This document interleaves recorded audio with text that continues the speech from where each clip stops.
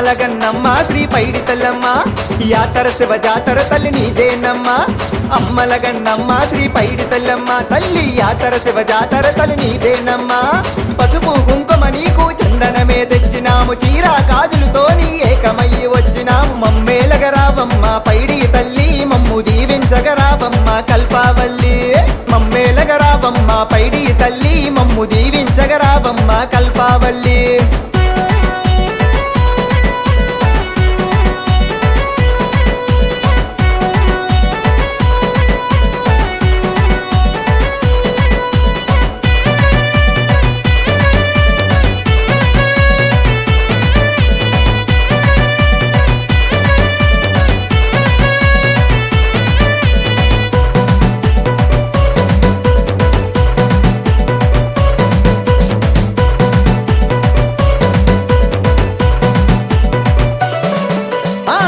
పొదులు యపారిలు గుగిలమ్మై సాచి పొగలు ఘనమైన ఘటాలతో ఊరేగే ఉత్సవ ఎటా పొదులు యపారిలు గుగిలమ్మై సాచి పొగలు ఘనమైన ఘటాలతో ఊరేగే ఉత్సవాలు దగదగ దగ మెరిసెను దీపము తల్లి దివ్య శక్తివి నీవే తల్లి దగదగ దగ మెరిసెను దీపము తల్లి దివ్య శక్తివి నీవే తల్లి అవనిలో అవతారమెత్తి ఆదిశక్తి రూపమెత్తి ఆదుకోవమ్మ పైడి తల్లి ఉత్తరాంధ్ర చల్లని తల్లి ఆదుకోవమ్మ పైడి తల్లి ఉత్తరాంధ్ర చల్లని తల్లి ఆ తల్లి తల్లి పైడి తల్లి మము చల్లగా చూడవ కల్పవల్లి ఆ తల్లి తల్లి పైడి తల్లి మము చల్లగా చూడవ కల్పవల్లి ఆ ధన ధన ధన డప్పులమ్మ డమురుకన్ని మోతల్లమ్మ పులివేసా దారులతో పుడిమి తల్లి పొంగెనమ్మ ధన ధన ధన డప్పులమ్మ డమురుకన్ని మోతల్లమ్మ పులివేసా దారులతో పుడిమి తల్లి పొంగెనమ్మ తెల్ల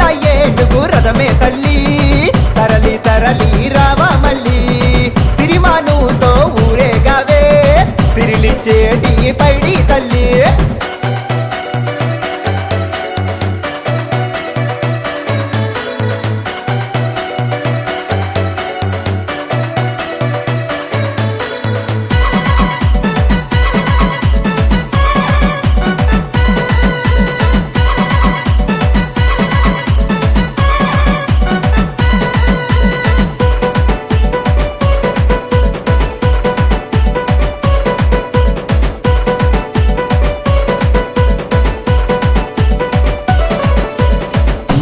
సంహారిక రావే తల్లి శిష్ట రక్షణ నీవే తల్లి దుష్ట సంహారిక రావే తల్లి శిష్ట రక్షణ నీవే తల్లి త్రిశూలము చేతపట్టి కాలిమువ్వ గజ్జ కట్టి రా రా కదిలిరా కత్తి అర చేతపట్టి డమురు కమరు చేతపట్టి రా రా కదిలిరా కరుణతమము చూడు కల్పావల్లి ఉత్తరాంధ్ర పైడి తల్లి కరుణతమము చూడు కల్పావల్లి ఉత్తరాంధ్ర పైడి తల్లి మమ్మేలగరావమ్మ పైడి తల్లి మమ్ము దీవించగరావమ్మ కల్పావల్లి మమ్మేలగరావమ్మ పైడి తల్లి మమ్ము దీవించగరావమ్మ కల్పావల్లి మమ్మేలగరావమ్మ పైడి తల్లి మమ్ము దీవించగరావమ్మ కల్పావల్లి మమ్మేలగరావమ్మ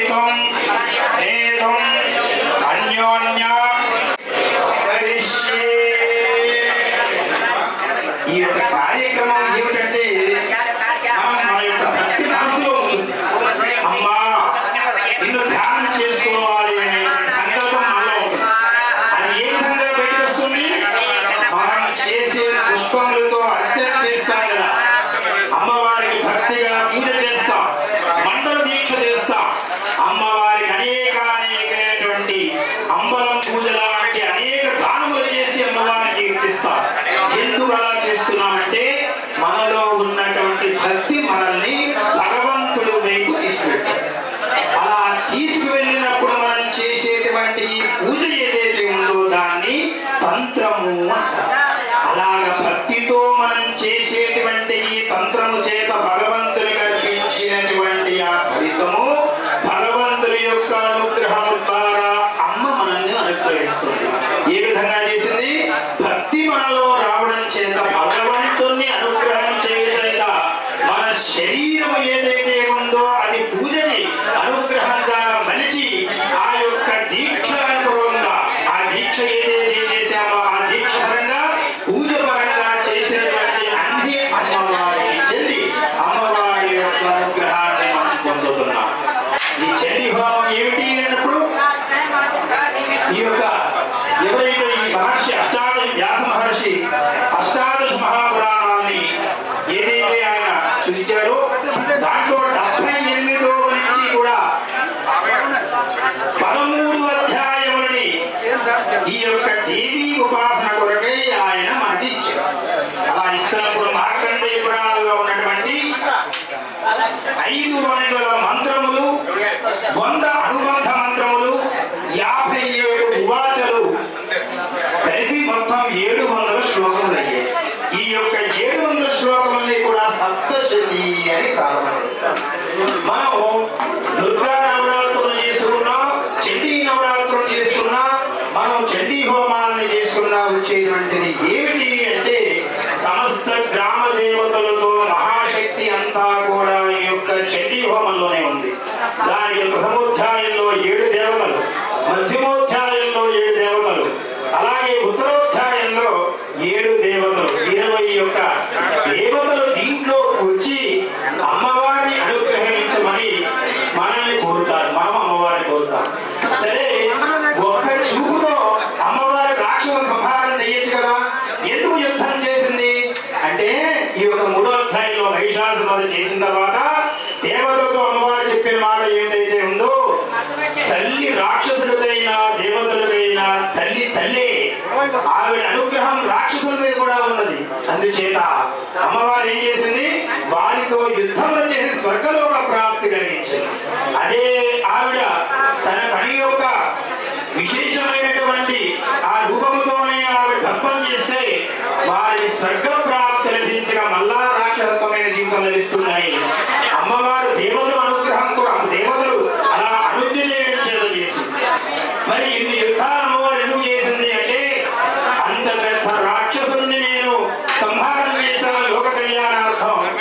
మీరు కోరినటువంటి కోరికలు తృణప్రాయం నాకు అమ్మ అనుగ్రహం కలిగితే ఎటువంటిదైనా సాధ్యమే అని అమ్మవారు చెబుతూ ఈ యొక్క చండీ హోమంలో చిన్న వాక్యాన్ని చెప్పింది. ఏంటంటే దుస్వప్నం దృష్టం సుస్వప్నం ఉపజాయతి అని చెప్పింది. నువ్వు పడుకున్నావయ్యా, నీకు చెడ్డగా వచ్చింది.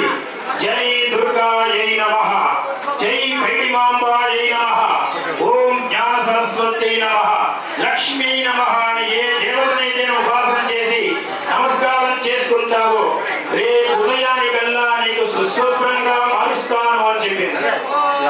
అదేవిధంగా ప్రథమోధ్యాయంలో ఎవరైతే సమాధి అనేటువంటి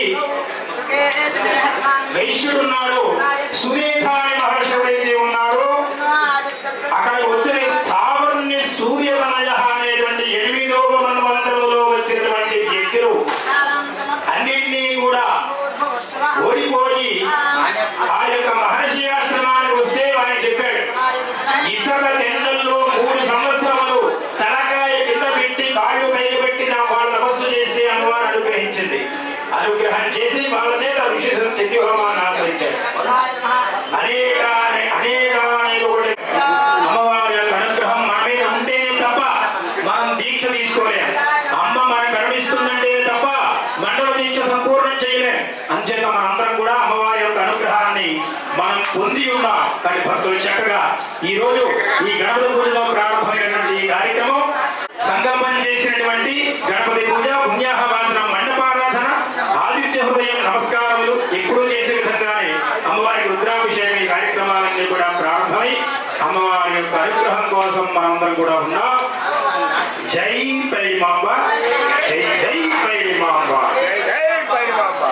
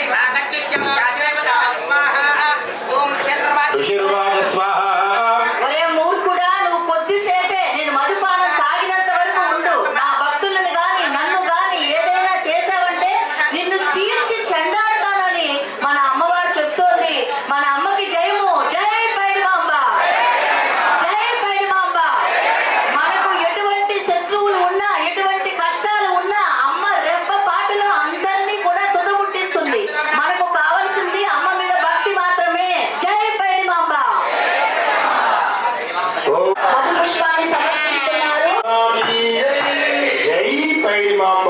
జై జై పైడిమాంబ. చతుర్థోధ్యాయం ప్రారంభమైంది. చతుర్థోధ్యాయం విశేషం ఏంటంటే ఎప్పుడైతే మహిషాసురుని అమ్మవారు చంపిందో పుష్పవృష్టి ముచోదేవి పుష్పములతో ఆ యొక్క అమ్మవారికి అభిషేకం చేస్తే అమ్మవారు శక్రాదయస్సురగణ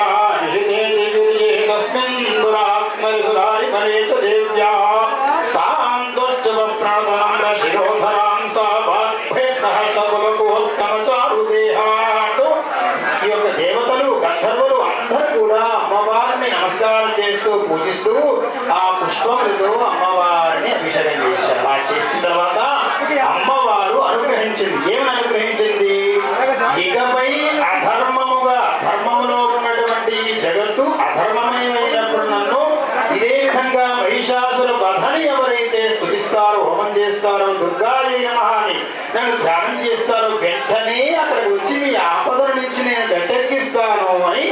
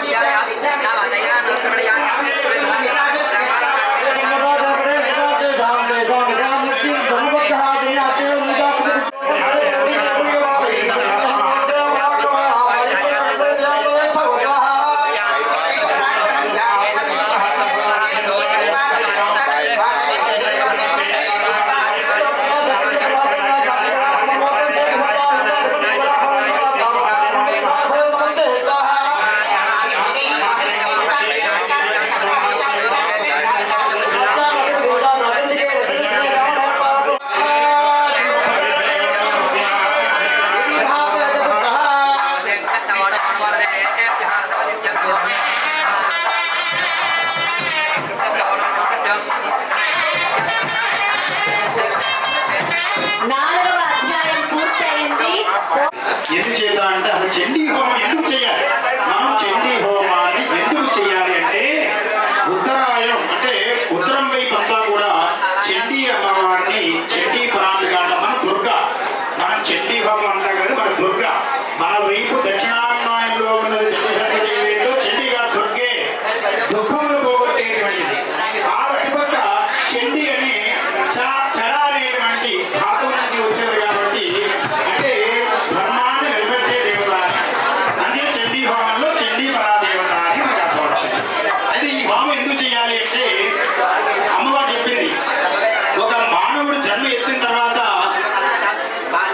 మాయని విడిచిపెట్టి బతుకుతాడట. అంటే అమ్మ తల్లి యొక్క గర్భం నుండి వచ్చిన మాయ ఎప్పుడైతే కట్టయి వెళ్ళిపోతుందో ఆ మాయ ఆ యొక్క వ్యక్తిని ఆవహించుంటుందట. అలా ఆవహించినప్పుడు శ్రీ మహావిష్ణువుకి కూడా చేతనం అనేటువంటిది అంటే శ్రీ మహావిష్ణువు లేపాలన్నా ఆ 3 సంవత్సరంలో కూడా ఆ మాయ అంటే ఆ అరిష్ట దోషం నివారణ చెందాలంటే చండీ హోమాన్ని నిర్వహించుకోవాలి. 6వ సంవత్సరం వచ్చి వివాహం అయ్యింది, సంతానం కలగాలనుకోండి, సంతానం కొరకై చండీ హోమాన్ని నిర్వర్తించుకోవచ్చు. శ్రీ నమో నమః అని అమ్మవారిని ఇప్పుడు కీర్తిస్తాం. ఎందుకు కీర్తిస్తామంటే వ్యాపారం, లక్ష్మీ అనుగ్రహం, సౌభాగ్యము కావాలి అమ్మా అని చెప్తాం. సంతానం కలగలేదు, మాతృరూపేణ సంస్థిత అని చెప్తాం. వృత్తిలో ఉద్యోగం కావాలి, వృత్తి రూపేణ సంస్థిత నమస్తస్యై నమస్తస్యై నమస్తస్యై నమో నమః. ఎంత ఉన్నా నిద్ర రాదు, నిద్ర రావాలన్నా కూడా అమ్మవారి యొక్క అనుగ్రహం కావాలి. నిజంగా అమ్మవారి నిద్రావస్థలో కూడా ఉంటుంది. నిద్రారూపేణ సంస్థిత నమస్తస్యై నమస్తస్యై నమస్తస్యై నమో నమః. దేవతలు భ్రమణంగా చెందారన్నమాట. అంటే మహిషాసురు తర్వాత శుంభుడు శుంభైన రాక్షసులు యుద్ధం చేసినప్పుడు దేవతలు భ్రమణం చెంది భూలోకానికి వచ్చేసారు. అంచేత భ్రాంతి రూపేణ సంస్థిత ఆ భ్రాంతి నుంచి కాపాడండి. బుద్ధి రూపేణ సంస్థిత అని అనేకమైనటువంటి అమ్మవారి దేవతలు కీర్తిస్తే అమ్మవారు భూలోకంలో ప్రత్యక్షమై నేనున్నాను అని చెప్పింది. దీని తర్వాత మనం చెప్పుకుందాం. ఈ పంచమోధ్యాయాన్ని ప్రారంభం చేద్దాం.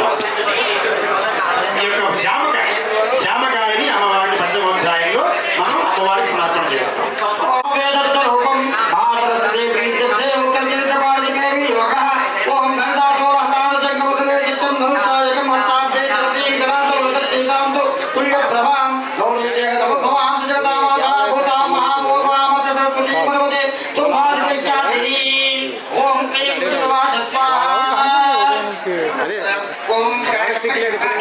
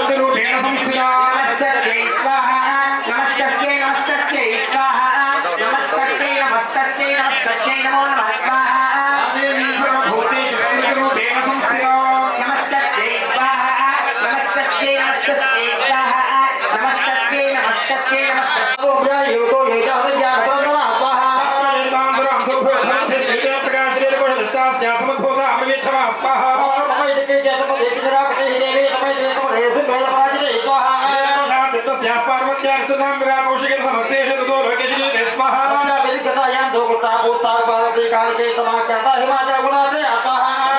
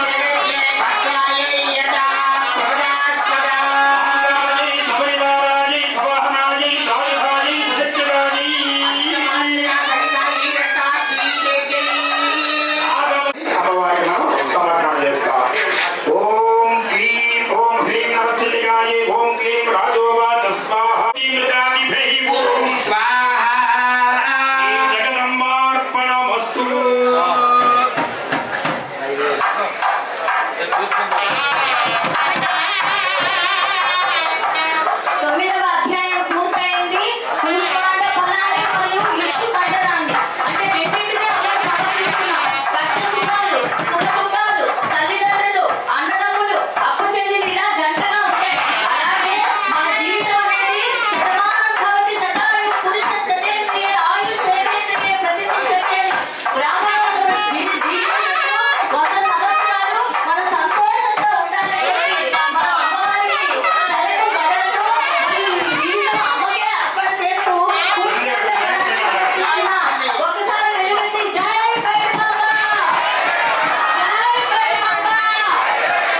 పూర్వారుగమివ బంధనాత్ వృక్షో వృక్షీయమామృత అని అన్నారు.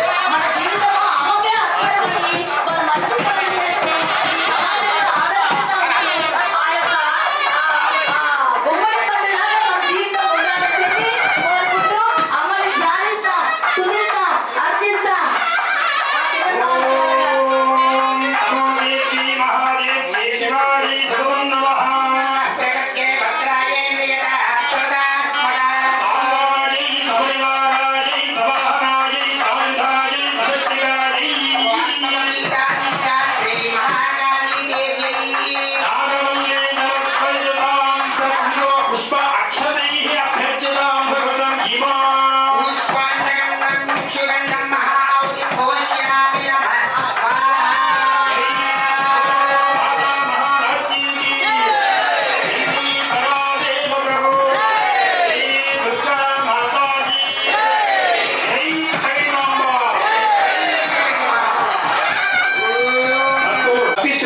కలగాలి. తప్పకుండా ఆవిడ యొక్క అనుగ్రహం మనకి తప్పకుండా కలుగుతుంది.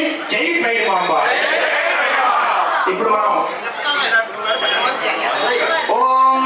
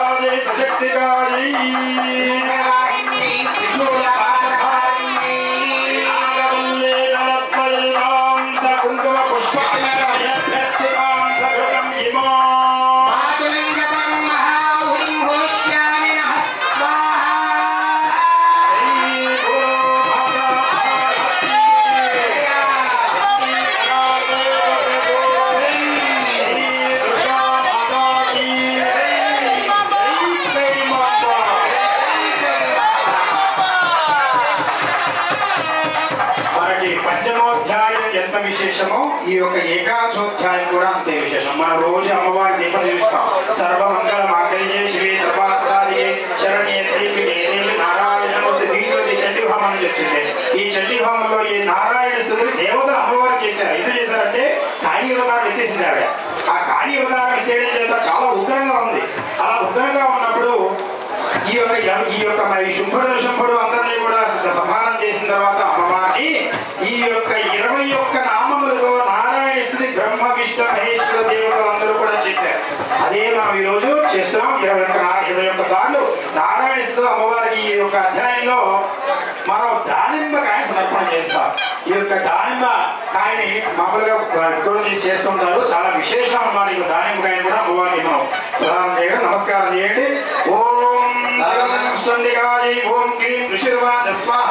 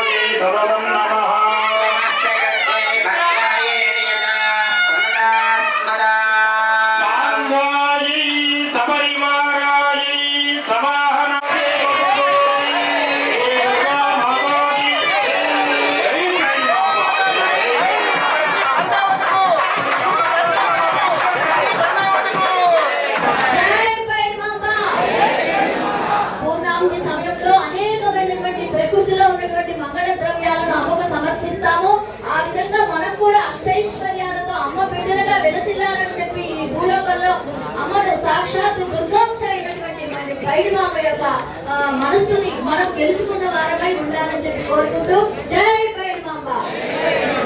ఓం స్తోత్రం స్వహ. ఓం ఐం హ్రీం క్లీం.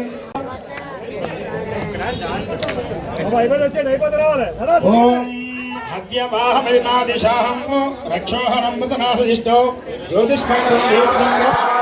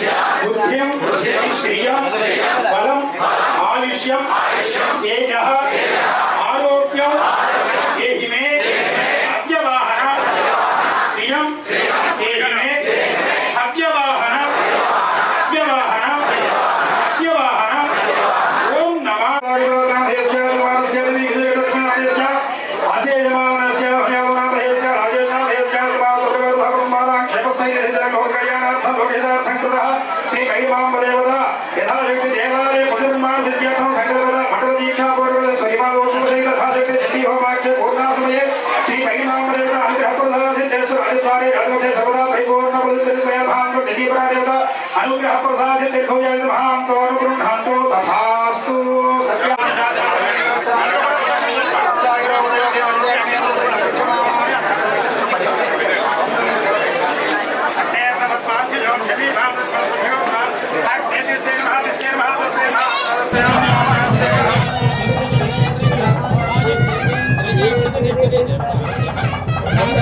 वेदोक्तं परिपूर्णमादिष्टमस्तु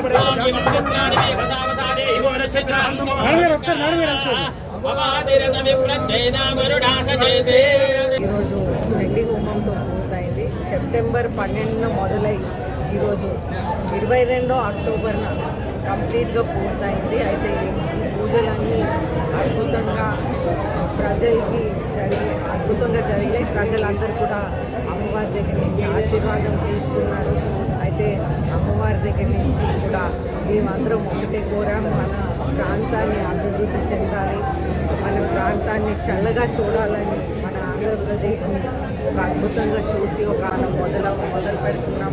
మనకి ఆల్రెడీ టెండర్స్ కూడా పిలిచారు, త్వరలో పని కూడా మొదలు పెడతారు. ఫ్రైడే ప్రత్యేకంగా ఒక పక్కన చిన్న బాలాలయం అనేది శాస్త్రం ప్రకారం చేయటం జరుగుతుంది. ఎందుకంటే మెయిన్ విగ్రహం ఆ విధంగానే ఉంటుంది. అలాగే పూజారి వాళ్ళు రోజు దీప నైవేద్యం అనేది పెడతారు. కానీ ప్రజలకి కొద్దిగా సేఫ్టీ ఆలోచించి వాళ్ళకి ఏ ఇబ్బంది ఉండకూడదు, కన్స్ట్రక్షన్ కూడా సక్రమంగా జరగాలనే ఉద్దేశంతో ఒక బాలాలయం అనేది కట్టడం మొదలు పెడతారు ఫ్రైడే శుక్రవారం. అయితే ఆ తర్వాత ఆ బాలాలయం రెడీ అయిన వెంటనే ప్రజలందరూ కూడా అక్కడ దర్శించుకుంటారు, కన్స్ట్రక్షన్ మొదలు పెడతారు. పూజారికి మాత్రం ఏ విధంగా ఆన్వాయితీగా ఏ విధంగా జరుగుతుందో అదే విధంగా జరుగుతుంది. అయితే శ్రీ పైడితల్లమ్మవారు ఆశీర్వాదంతో ఈ గుడి కూడా మనం వచ్చే పండగ ముందు పందిరి రాట ముందే పూర్తిగా రెడీ అవ్వాలని మేమందరం కోరుకుంటున్నాం. ప్రజలందరూ కూడా ఇంతమంది భక్తులు వస్తారు కాబట్టి మనం కాంట్రాక్టర్ కూడా అలాగే మన ఎండోమెంట్స్ డిపార్ట్మెంట్ వాళ్ళందరూ కూడా అది రెడీ అవ్వాలని, వాళ్ళందరూ కూడా కష్టపడి రెడీగా చేయాలని మేమందరం కోరుకుంటూ సెలవు. పైడితల్లి అమ్మవారి సిరిమాను మహోత్సవంలో 2025 సంవత్సరంని గత నెల 12వ తేదీ నుంచి 18వ తేదీన రాట మహోత్సవంతో మొదలయ్యి ఈరోజు చండీ హోమము పూర్ణాహుతితోటి ముగించడం జరిగింది. ఈ సందర్భంగా 41 రోజులు దీక్షాధారణ చేసిన వాళ్ళు మరియు మధ్యలో 21 డేస్ కానీ 10 డేస్ 15 డేస్ చేసిన వాళ్ళు అందరూ కూడా భక్తులు ఈరోజు వచ్చి అమ్మవారిని దర్శించుకొని ఇరుముళ్ళు సమర్పించి దీక్ష విరమణ చేయడం జరిగింది. అదేవిధంగా భక్తులందరూ కూడా వచ్చి పూర్ణాహుతి కార్యక్రమంలో కూడా పాల్గొని అమ్మవారి ఆశీర్వాదం తీసుకున్నారు. ఈ సందర్భంగా అమ్మవారికి ఈ నెల రోజుల్లో కూడా అమ్మవారిని వచ్చి సేవించి అమ్మవారి దర్శనానికి మాకు సహకరించిన ప్రతి ఒక్క భక్తులకి కూడా ధన్యవాదాలు తెలియజేస్తున్నాము. అదేవిధంగా ఇప్పుడు ఆలయ విస్తరణ పనులు ప్రారంభం చేయవలసి ఉంది. ఆలయ విస్తరణ పనుల్లో భాగంగా అమ్మవారి ఆలయంలో పనులు జరుగుతాయి కాబట్టి భక్తులకి సేఫ్టీ దృష్ట్యా బాలాలయ నిర్మాణం ఒకటి చేయడం జరుగుతుంది. సదరు బాలాలయంలో భక్తులకి దర్శనాలు కల్పించడం అనేది జరుగుతుంది. శుక్రవారం ఉదయం 10 గంటలకి బాలాలయ నిర్మాణం అనేది స్టార్ట్ అవుతుంది. అనంతరం 15 డేస్ తర్వాత అక్కడి నుంచి దర్శనాలు ఉంటాయి. మెయిన్ టెంపుల్లో వర్క్ అనేది అప్పుడు జరుగుతుంది. కావున భక్తులందరూ కూడా ఈ విషయాన్ని గమనించి వచ్చి అమ్మవారిని దర్శనం